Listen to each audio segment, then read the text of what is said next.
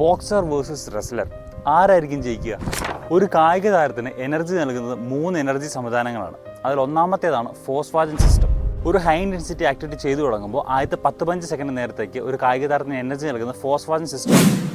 ഫോസ്ഫാജൻ സിസ്റ്റത്തിൻ്റെ fuel creatine phosphate ആണ്. ഒരു ബോക്സറും ഒരു റെസ്ലറും ഫോസ്ഫാജൻ സിസ്റ്റത്തിൽ ഹൈലി ട്രെയിൻഡ് ആണ്.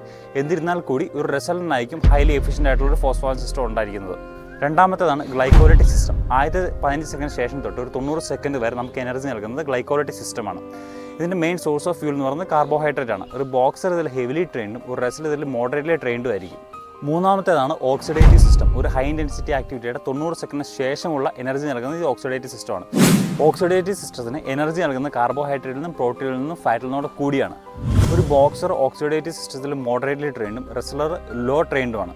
ഈ 3 എനർജി സിസ്റ്റത്തിൻ്റെ അനാലിസിസ് നമുക്ക് മനസ്സിലായി. ബോക്സറിന് സ്പീഡ് ആൻഡ് പവർ എൻഡുറൻസ് കൂടുതലും റെസ്ലറിന് സ്ട്രെങ്ത് എൻഡുറൻസുമാണ് കൂടുതൽ. അതുകൊണ്ട് റെസ്ലറിന് ഈ കോമ്പറ്റീഷനിൽ ജയിക്കണം എന്നുണ്ടെങ്കിൽ ആദ്യത്തെ 1 മിനിറ്റിൽ തന്നെ ബോക്സറായിട്ട് ക്ലോസ് റേഞ്ചിൽ വന്ന് ബോക്സറിനെ മലത്തിയടിച്ചിരിക്കണം.